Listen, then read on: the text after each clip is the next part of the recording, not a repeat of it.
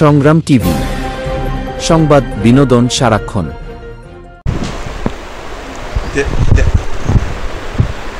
জনাব আলহাজ গিয়াসউদ্দিন কাদের চৌধুরী, সংগ্রাম টিভির মাধ্যমে আমি আপনার নির্বাচনী আসন রাউজান উপজেলা, upcoming the 13th national election, parliament election, what is the political commitment in your constituency?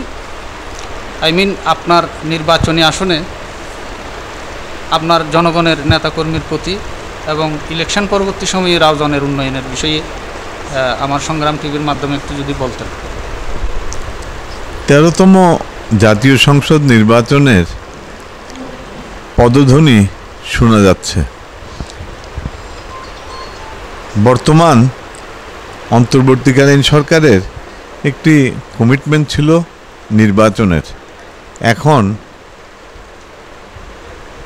ফেব্রুয়ারি মাসে নির্বাচন, এটা ওনার উপদেষ্টারা বারবার ধ্বনিত করছে।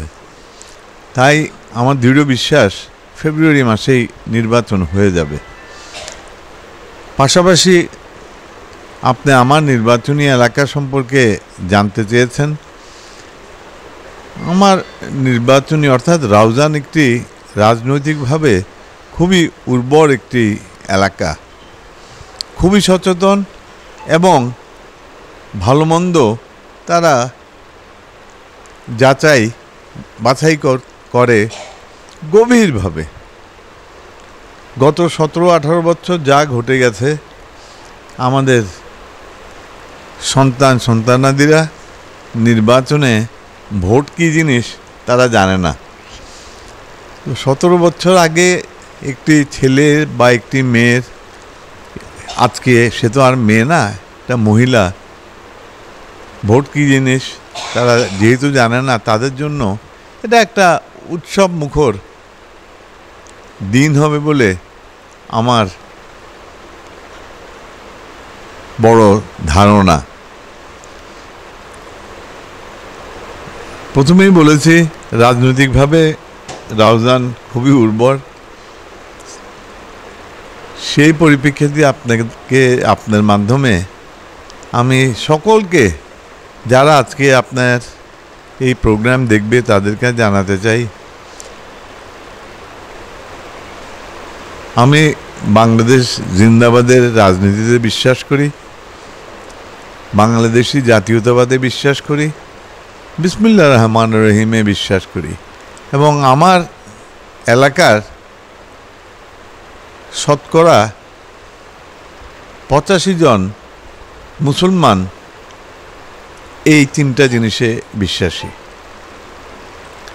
তথাপি আমি কোথায় অবস্থানরত আছি এটা কিছু আসে যাবে না। যারাই এই 3টা জিনিসের উপরে বিশ্বাস করে তারা ইনশাল্লাহ আমরা সকলেই ঐক্যবদ্ধ থাকব নির্বাচনের সময়। দেখেন, নির্বাচন আমি অতীতেও করেছি, আগামীতেও আল্লাহ যদি করে, শারীরিকভাবে যদি সুস্থ থাকি, তাহলে আমি আবারও নির্বাচন করব।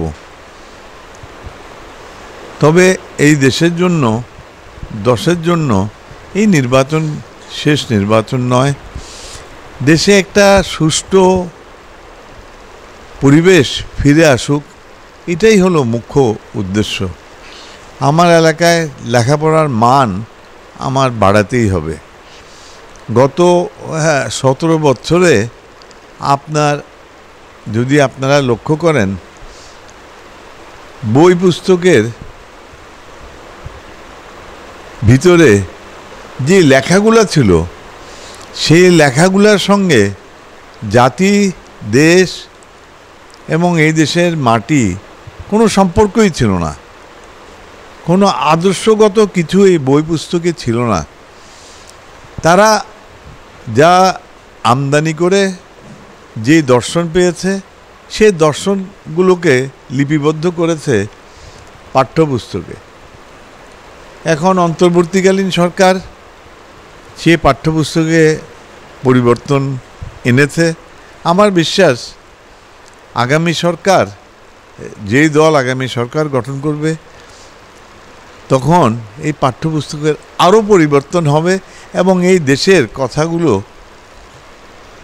এই দেশের মানুষের কথাগুলো, এই দেশের সংস্কৃতি, এই দেশের এই 56,000 বর্গমাইলে যারা বসবাস করে তাদের জাতীয় মূল্যবোধগুলো এই পাঠ্যপুস্তকে উঠে আসবে। এটা হলো এক। আর দ্বিতীয়ত, যেই কোনো অঞ্চল এলাকার উন্নয়ন যদি করতে হয়,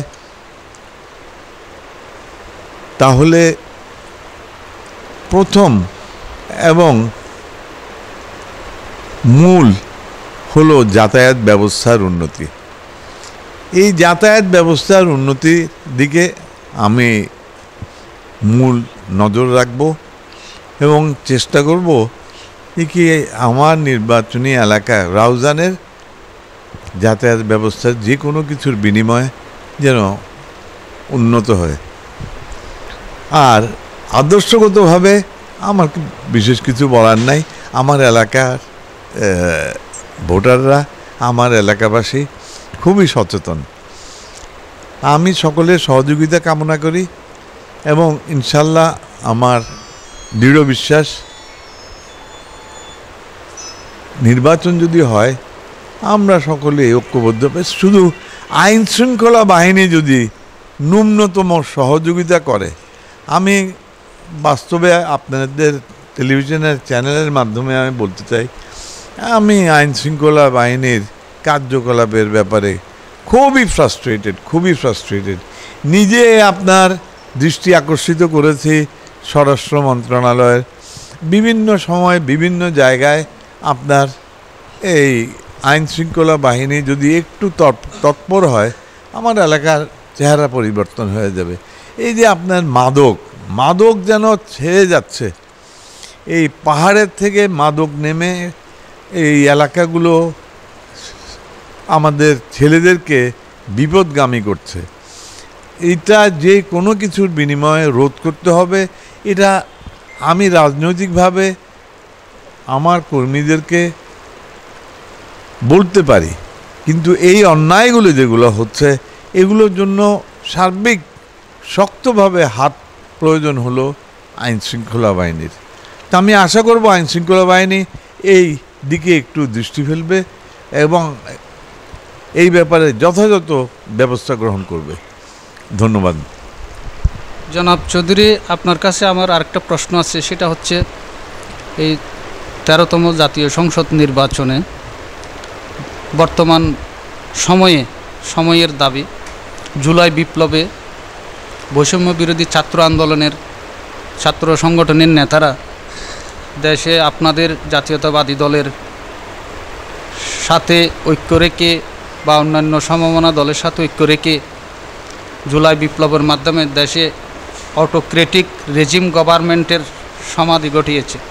সেক্ষেত্রে আমি মনে করি আফটার ইলেকশন তারা একটা ইলেকটেড গভর্নমেন্টের একটা পার্ট অফ ইলেকটেড গভর্নমেন্ট। তারা ইলেকশনের পরে সংসদ নির্বাচিত হইলে বিএনপি যদি পার্লামেন্ট ক্যাবিনেট গঠন করে, সেক্ষেত্রে আমার মনে হয় তাদেরকে রেগুলেটরি কমিশনের মতন সরকারের একটা অংশ হিসেবে সরকারের সুযোগ সুবিধায় রেখে তাহলে তাদেরকে পুনর্বাসিত বা একটা মূল্যায়ন করা উচিত বলে মনে করছি। বৈষম্য বিরোধী ছাত্র আন্দোলনের নেতারা এটা আমাদের থেকে জানতে চাই।